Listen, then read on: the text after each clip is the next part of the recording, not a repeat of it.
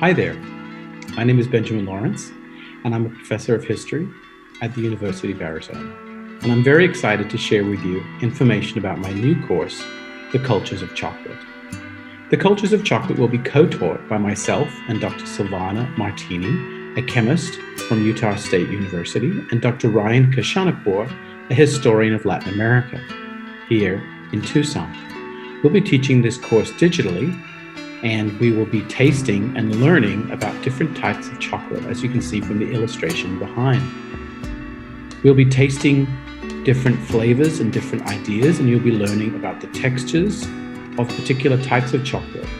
You'll also be learning how to prepare chocolate and the history and the culture behind those different practices, ranging from Mesoamerica to modern Europe and the contemporary period. And I look forward to seeing you in the fall.